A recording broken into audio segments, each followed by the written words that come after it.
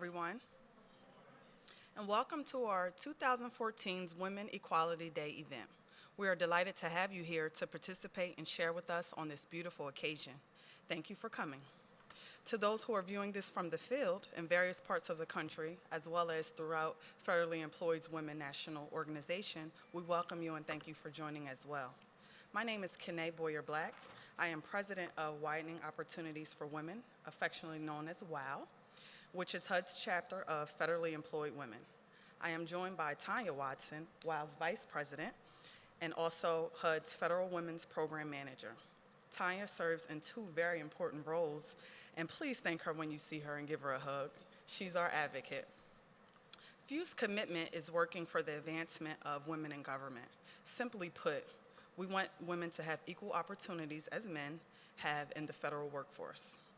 Thus, we feel it is most fitting to make a big deal about Women's Equality Day each and every chance we get.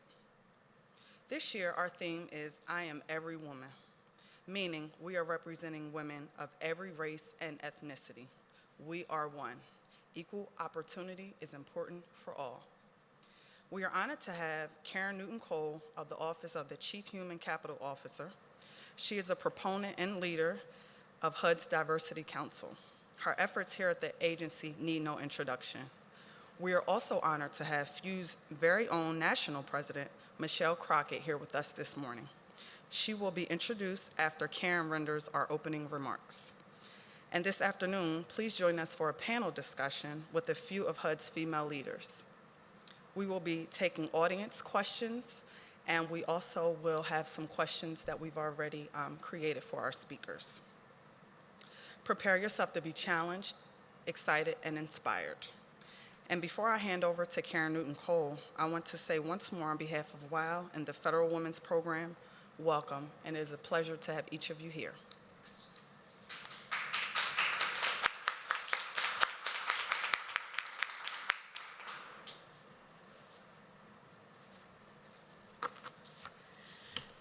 Good morning.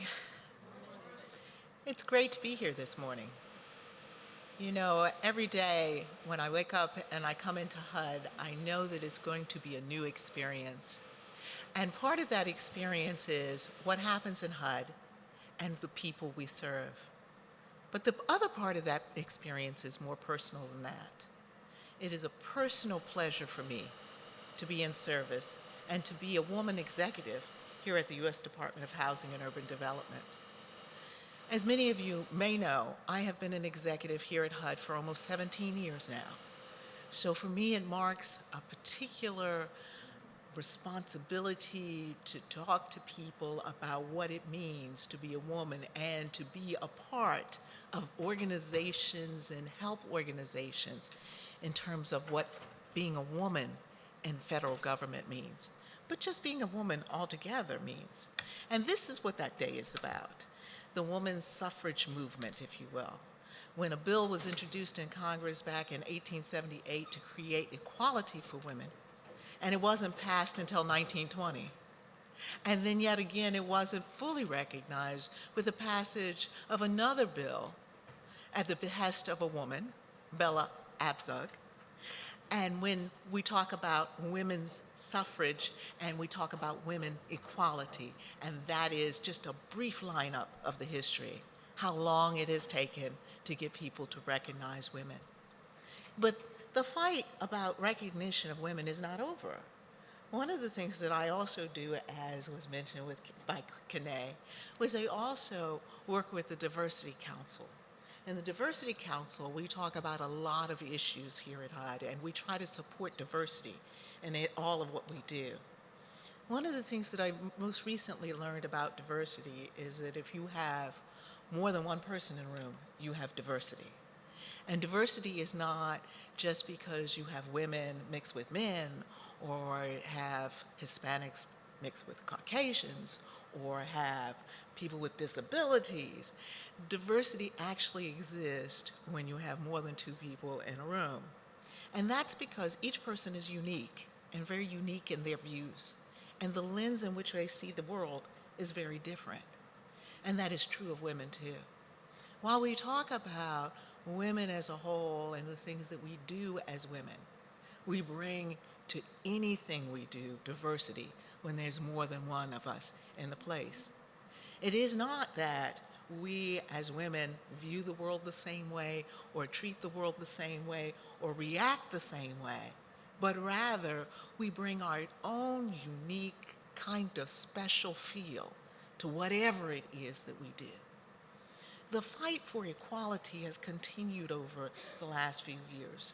There have been changes even as I have existed here at HUD, but there continues to be a sense of how do we get to the point where we're treated equally?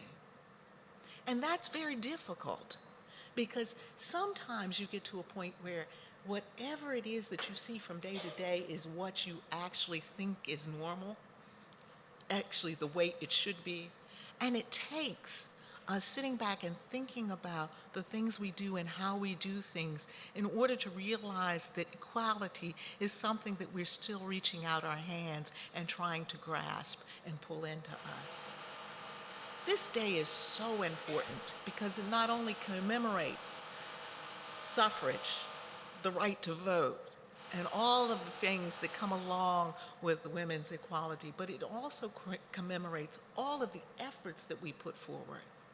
When we recognize places and groups and organizations such as WOW and FEW, those organizations that dedicate themselves to promoting women and ensuring that that equality exists.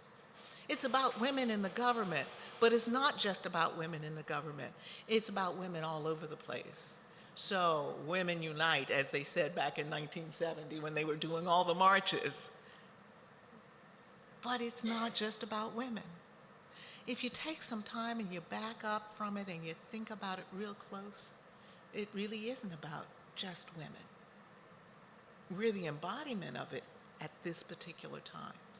But it's about people. Because with people, you have to have diversity. And whether it's the diversity that we're talking about between men and women, or if it's the diversity that we're talking about between blacks and whites, or Hispanics and blacks, or people with disabilities, it's still diversity. And remember the richness that is brought forth when you have diversity, and especially when it comes to women. So I want to welcome you, and I want to say to you that this is just a wonderful celebration. And it doesn't matter whether or not there are 2 or 3 or 4 people in the room, it's still a wonderful celebration. It doesn't matter whether or not a whole lot of people know about it. It is still a wonderful celebration. So I want to encourage you, both men and women, to embrace this celebration and embrace what we are presenting to you today. And with that, I'm going to say, have a good time. Try to take some time out of your schedule to come back. Come back after lunch. Come back tomorrow. There'll be panel discussions and wonderful things happening. And with that, I am going to turn it over to our keynote speaker, Michelle Crockett.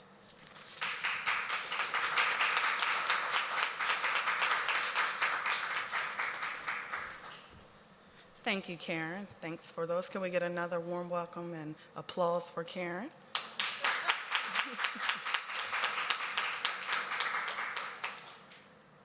We have an esteemed guest who has volunteered to announce Michelle, our national president. We have Michelle Crockett. She is the Director of Affirmative Employment Division in the Office of Equal Employment and Opportunity. Without further ado, could you come on up, Michelle?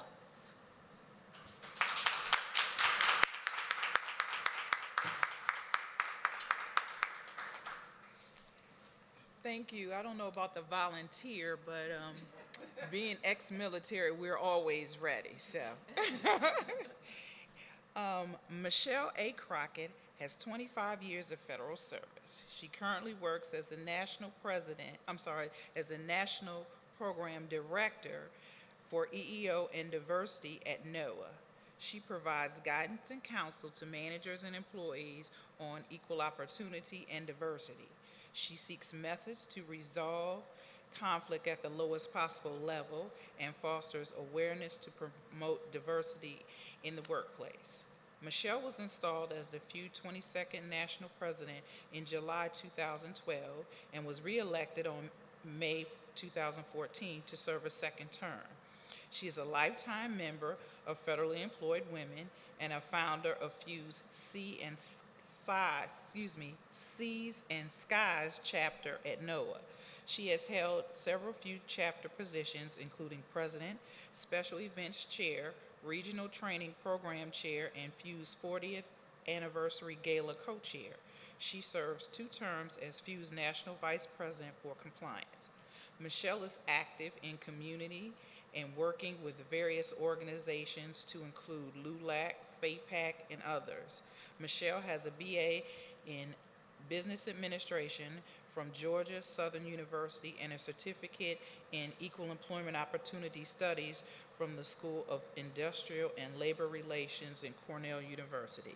Without further ado, I present to you Michelle A. Crockett, National President, Federally Employed Women.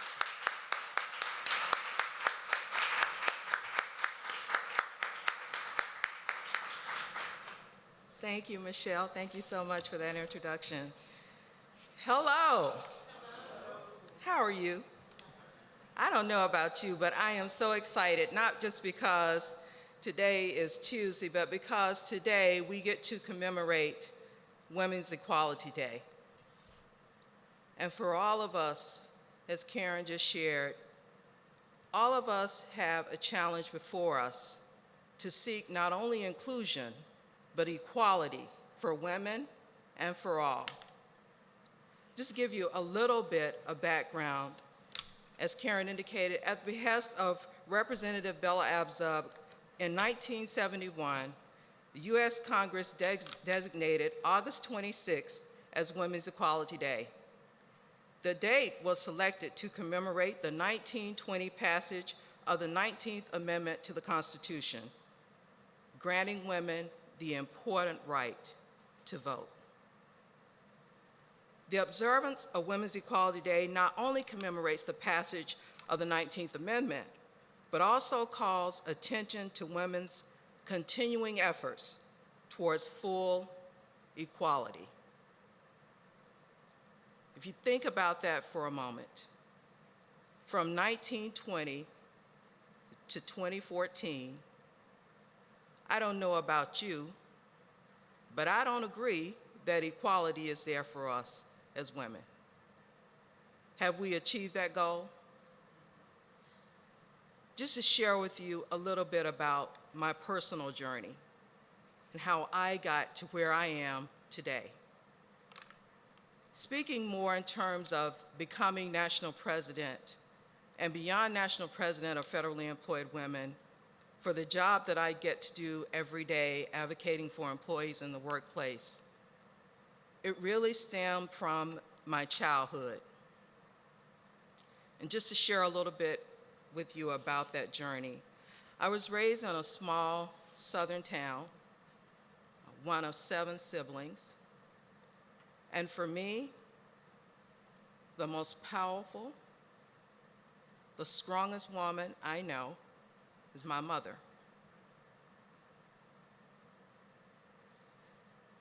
Growing up in the rural South, I often witnessed my mother being disrespected. And as a child, it puzzled me because I truly never understood why my mother simply didn't use her very powerful voice to stand up for herself. But she never really did. She just went about her job and her task on a daily basis, making sure that all of us, her children, were taken care of, diligently toiling on a day-to-day basis at her job, at her home, in our church, in our community, but still being disrespected and no one ever really standing up for her. So as I grew up and entered into the federal workplace, I realized that my life, I would use my life and my voice to advocate for people within the workplace and definitely for women, because for me, there is no greater lofty goal or challenge to honor my mother than to do that.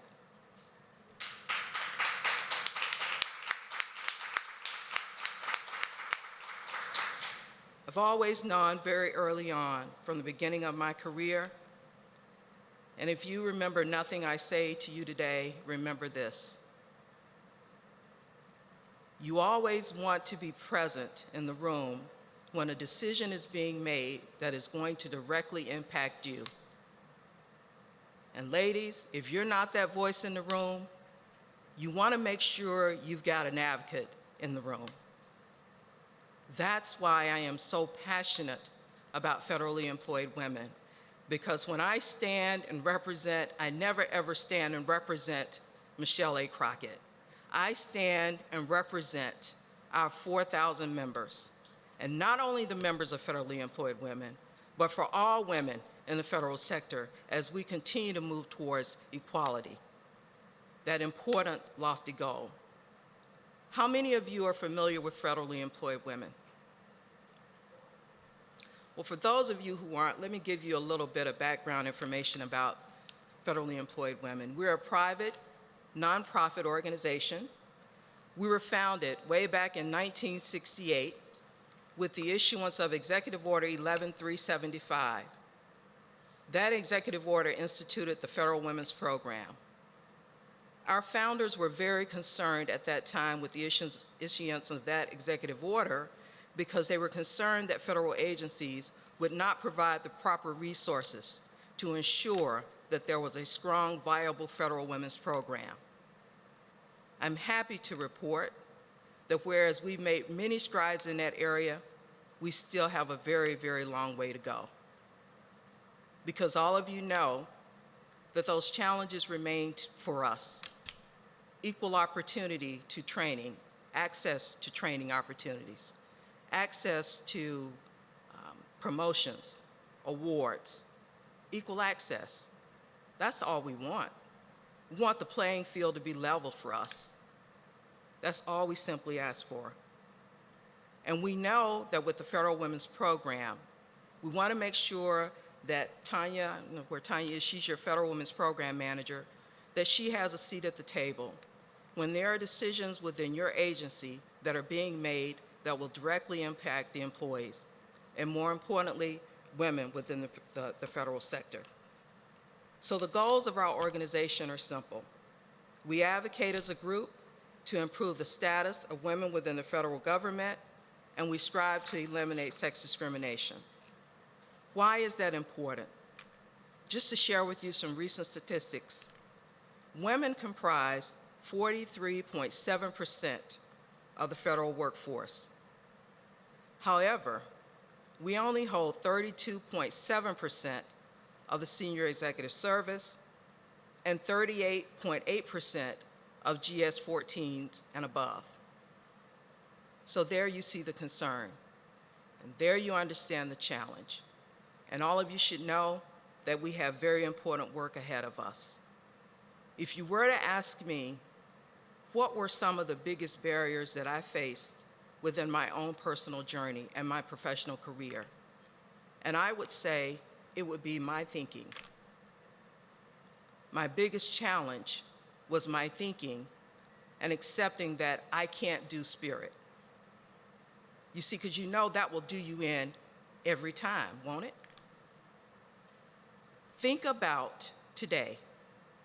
Think about your greatest life.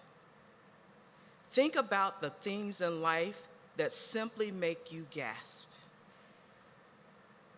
Think about the things that give you joy. And think about all of those question marks that you've allowed to enter your thinking to say, I can't do that. Think about those people that you've aligned yourself with, you know, those folk that say, girl, I don't know why you would ever want to do that. What are you going to get out of it? Well, you never know. I've faced those challenges many, many times. When I decided to run for national president, those naysayers that stood on the side and said, oh, well, do you get paid for that? No. Or are you going to get time off of your professional job to go off and just be national president? No. Well, why on earth would you ever want to do that? Because it simply makes me gasp. Because I enjoy doing what I do. Because it fuels my passion. Because someday I want my legacy to be that I left the world a better place than which I found it. And I actually gave more than I received. That brings me joy. I'm always happy whenever we have a few event and someone will come up to me and say simply, thank you. As Kanae and her team has worked so hard and diligently to bring these programs to you and this training to you over the next couple of days, please go up to them and just simply say thank you. Thank you for bringing us this resource. Thank you for providing this information, and thank you for educating us. I'm not sure if all of you are aware, but FEW has 4 focus areas, one of which is compliance. Simply put, and very important, we work very hard with federal agencies to ensure that they're compliant. Looking at their workforce data, challenging the barriers that are there for women, looking at their equal opportunity and affirmative action plans, promotion, and their upward mobility. A second focus for us is diversity, because we know that a diverse team is always a team that's going to have success. So we work with agencies to look at their diversity plans and see what we can do to engage in having those discussions about creating a more diverse workforce.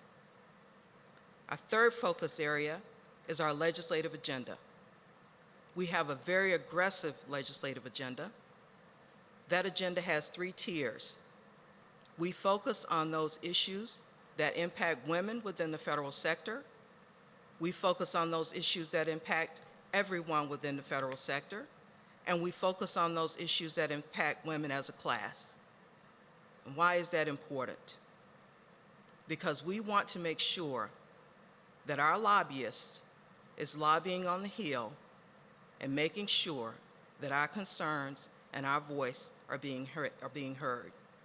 So if you're a member of federally employed women, you have an opportunity on an annual basis to participate in a survey that will develop our legislative agenda, because that legislative agenda speaks to your concerns, speaks to your challenges, and speaks to your need. Our fourth focus area is training. Training is the cornerstone of our organization. We not only provide training at the national level, we provide training at the regional level, and we provide training at the local or the chapter level, much like the training that we're having here today. I will say to you that our training at the national level meets all of the OPM competencies, and that's very important. I don't know if any of you have had an opportunity to attend one of our national training programs, but I am so very, very pleased to report that we will be having a national training program in July 2015. We have not selected the site. Please stay tuned to our website, few.org. We will be updating that on a daily basis as we make decisions moving forward, because we know that all of you are looking forward to attending that event, and for us, it's an honor to provide you with that information. So as I leave you today, are we going to do questions and answers? As I leave you today, my challenge to all of you is simple. Challenge that thinking.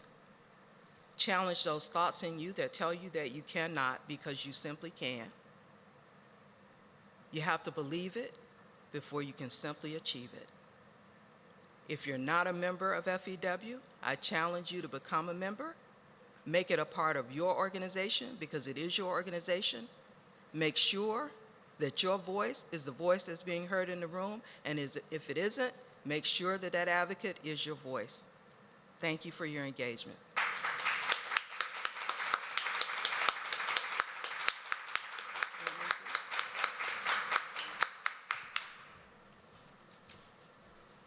Thank you, Michelle. We're opening the floor for questions and answers from Karen and or Michelle. So if you guys have any questions you'd like to ask as it relates to, sure, come on.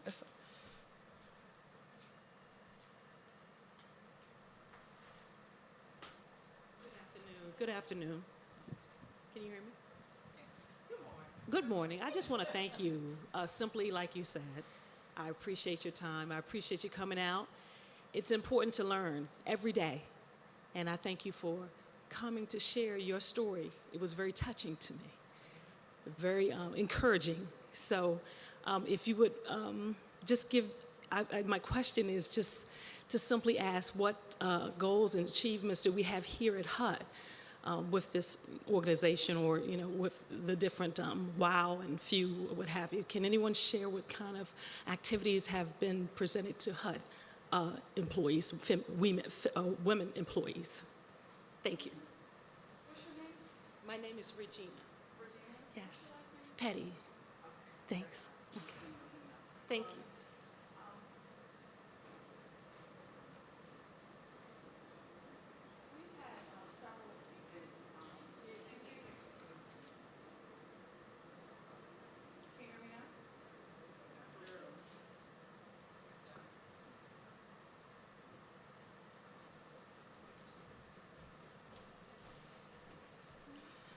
Regina? Okay, I guess you guys can hear me now. We've had several events. This year we had an event, a Cupcake Social, which was a mix and mingle where you can learn more information about FEW and WOW, meet our chapter officers, as well as even if you wanted to attend a meeting before joining, we provided that opportunity too. We've had some financial seminars that dealt with estate planning, dealt with insurance, dealt with, even things like umbrella insurance came up, which I knew nothing about until then. So we had a few financial seminars. We had a survey that we administered for friends and members where we asked what kind of training programs that you wanted to see, and we were willing to, kind of collaborate on those things so that we can provide. Women's History Month, we always have a big event here down in the auditorium, but this year, because of the attendance, we kind of had it in a conference room where, again, we had some guest speakers that spoke about diversity and compliance and things of that nature. So throughout the year, each year, we do put on some training activities, and we also invite those interested to the regional training program, which has not been held at HUD yet, but it will be in the future. It is held in the DC metro area, so we invite those that are interested to that as well. We have a retreat that we're putting together now that'll be sometime the end of this year, and we encourage any of you all that are interested, if you want to attend before even becoming a member, that's fine if you need a sight and see. But we really like you to be members if you could. And also we collaborate again with OCHICO and HUD Learn and the Diversity Council on even having joint events with other affinity groups in the agency. Thank you. No problem. Oh, and speed mentoring was a big event this year, and that's going to be recurring, where we had some senior leaders such as Karen and John Bennison and other leaders through HUD, a lot of executives who provided mentoring, speed mentoring, just like speed dating, to whoever wanted to attend. So just keep your eyes open, and if you want us to send you more information, feel free to email me. Okay? No problem. Any more questions from anyone? Come on, the microphone. You spoke about your membership, but even in this, it does not give any email addresses or anything to inquire or apply or anything of that nature. I wrote a whole page and it had all that at the end, but maybe it was too long for this program and they cut that off, which I would have wanted them to cut something else off. But my email address is Kenae, Kenae, .w.black at HUD.gov. What's your name? Because we can contact you as well. My name is Gail Hall, Hall. Okay, great. Yeah, sorry about that, guys. Please reach out to me. Just look up my name in the locator or Tanya's, and we'll get any information to you that we can. Any more questions from the audience? That's it? Sure. Okay. We do have refreshments in the back. Please have some. We have some snacks that Tanya is preparing now. And we'd like to thank again our speakers for joining us.